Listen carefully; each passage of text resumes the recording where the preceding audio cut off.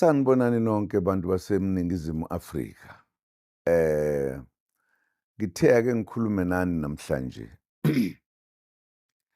ngento engibona ukuthi iyaqhubeka noma thina sazi ukuthi siphila ezweni eliphila ngokuthi linombuso wentando yeningi.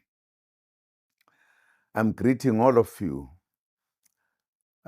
in our beautiful country, South Africa. I thought it was necessary for me to talk to you today about some developments which I believe are painting a very serious picture to the behavior of our country's important broadcasting machines that we have in our country. I had an interview with the SABC on the 22nd, just 2 days ago, wherein they were seeking to have the views from me as a leader of the new party that has come in the country, Umkhonto weSizwe. I had to express myself in what I know as a democratic country, where there is a freedom of speech. And unfortunately, I've just heard that the SABC blocked that meeting we had with their publishers. This is something out of this world because South Africa is a democratic country, freedom of speech, everything.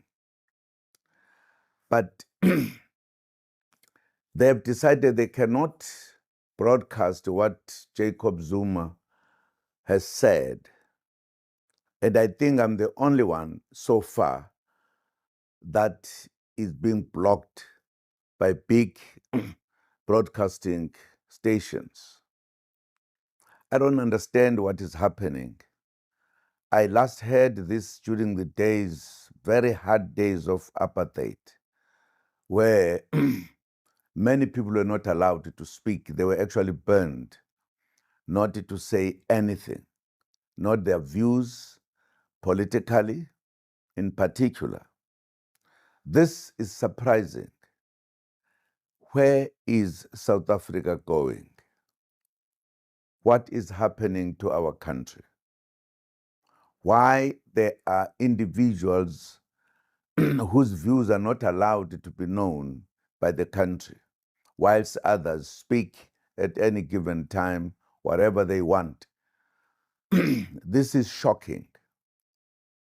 This is in keeping with the behavior of our legal experts in the manner in which they do make decisions that are very surprising. And as I have been speaking in few days with few stations, I realized that there is an uncomfortable feeling among other people. Why? Why shouldn't I express my views?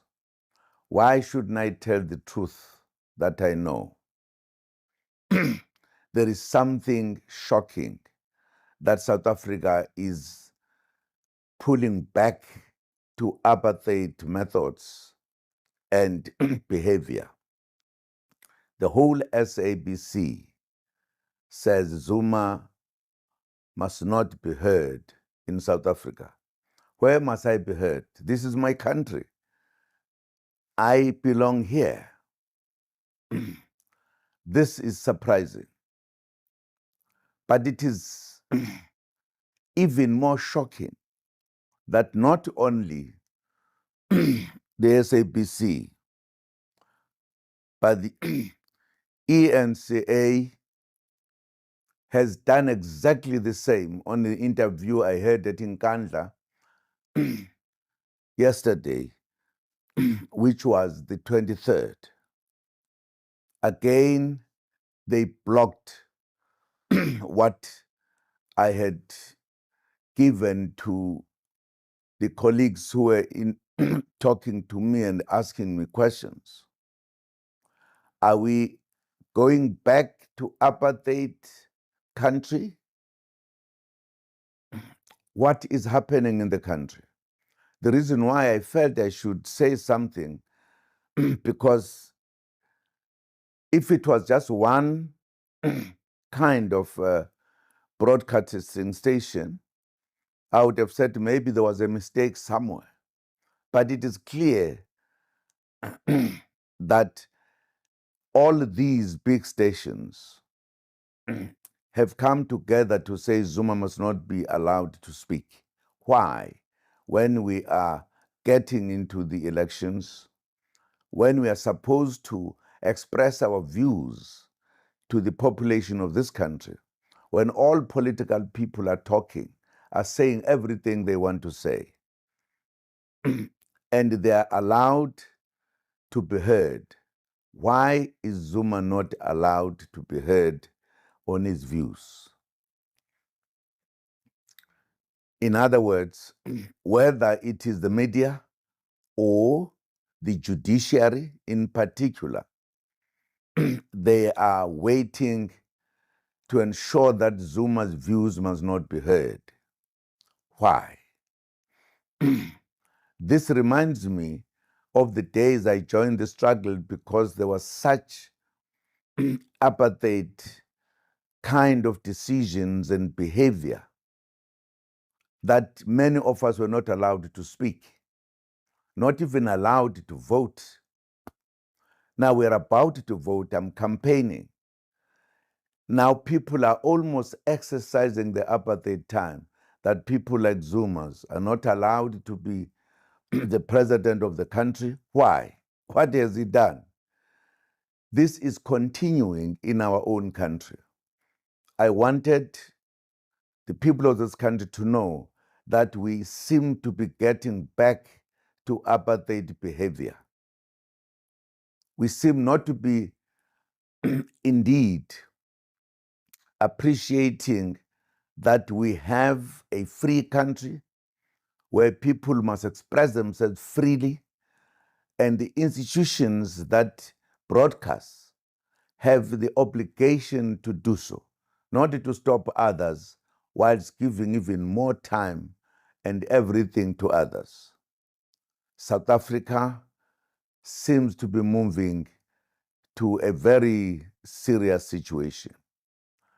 The problem is that if people stand up and say what we are doing, and because they've got no power to protest and do everything, they are going to be said, these are the people who are not respecting the country. But those who are actually having all the power to speak, to do everything, are given that one. I also heard that, in fact, the instructions came from the top. Why is this interference? I believe that as a country, we cannot keep quiet. And that's why I've decided to speak on this matter. I disagree with it. I think it is a difficult kind of thing to understand and to believe this was the South Africa with the democracy that everybody has been saying is number one democracy. Is there democracy? Is there democracy that if you form a party and you do so because you are saying we are not happy about how the country is going, you want to put a better kind of South Africa, and you are being punished on the law that talks about if you have taken 2 terms, you are not allowed to come back to be the president. Me, I did not finish my 2 terms. There was interference. So that part of the law should not apply on me. That's one thing. But the second thing, I did all of that when I was a member of the African National Congress. I don't know what the law says if I establish my own party, a new party that has never been there before, and I say I want to lead that party to become the president and change the wrong things of this country. I don't know where is the law that says so, because I've never come across it, that if you come up with a new party, therefore you are a new kind of a president of a new party, but you are not allowed to do so. I don't understand. This seems to be getting worse to what used to happen before the freedom of South Africa. I think all of you should look into this. You should not ignore it, because it can take us very far. I have an experience why I'm talking. An experience that I went to prison when I have never had a trial. It has never happened in our country. It was a first. Precisely because I disagreed with what was being done by those who were given an opportunity to take decisions about things here, particularly from the legal system. They were angry, the judges took me to prison. I served 15 months. And who had put the case? It was the the man who is in charge of the toppest part of our legal system in South Africa, the Constitutional Court. They were instructed by their chief, who was a chairperson of an institution that had been established to deal with the matters of corruption or whatever. I said I would not allow him to ask me questions, because he would not be good for that, because he would feel uncomfortable when we talk, me and him. And I thought he was not going to be the kind of a man who will do what he was supposed to do. He will be biased.